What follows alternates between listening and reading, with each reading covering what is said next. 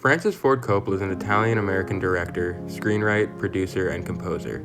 He was born in 1939 in Detroit, but moved to New York to follow his father's career as principal flautist for the NBC Symphony Orchestra. When he was just a child, he contracted polio, forcing him to put on homemade puppet shows to pass the time, and eventually led to him developing an early fascination with the theater. At a young age, Coppola was so interested in engineering and the sciences that he gained the nickname Science, before deciding he wanted to study theater, and later changed his interest to cinema after seeing Sergei Eisenstein's October, 10 Days That Shook the World. He is considered by many to be one of the greatest filmmakers of all time, and credited as a major part of the new Hollywood style of filmmaking. Coppola made history as the second director after Billy Wilder to be honored 3 times for the same film after the release of The Godfather 2. But what is it that sets him apart from other directors? What makes a Coppola truly a Coppola? Coppola is a very independent director and a true example of an auteur. He always makes decisions with the final product of the film in mind instead of personal gain, and never jeopardizes his film's integrity to please the censors or production company. During filming for The Godfather, it got so bad that Coppola felt that his career and film was constantly one disagreement away from being destroyed. Currently, Coppola relies almost fully on his successful winery to fund his films to stay more independent. Coppola was raised Christian, and this is demonstrated in his films, especially in the Godfather trilogy. In The Godfather, we see Coppola cut between extreme violence and a newborn baby being baptized, creating a clear juxtaposition between religion and crime that was present during the mob era. Do you renounce Satan?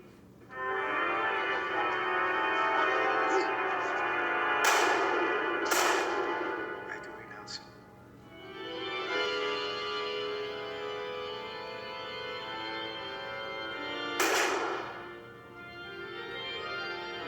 And all his works?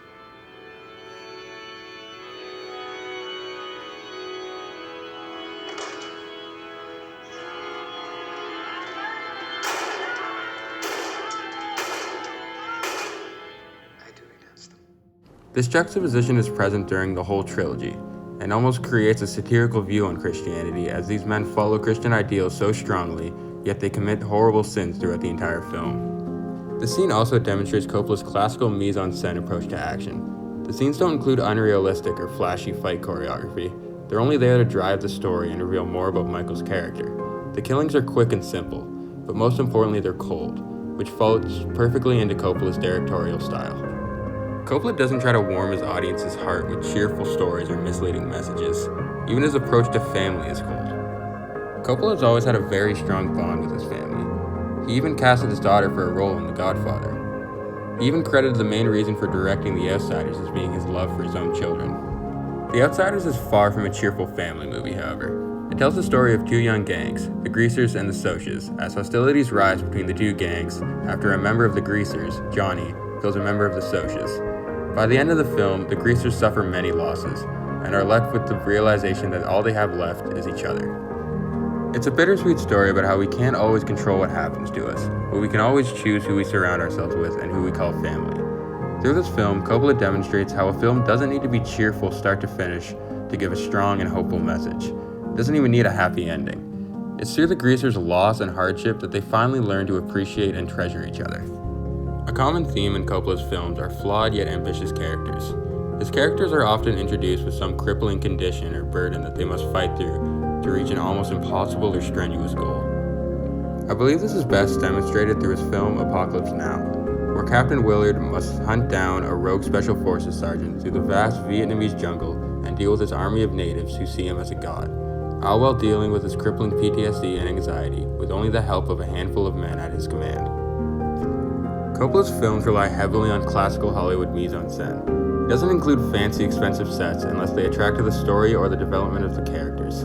His movies are always realistic and takes place in real settings, such as New York's mob era or the Vietnam War.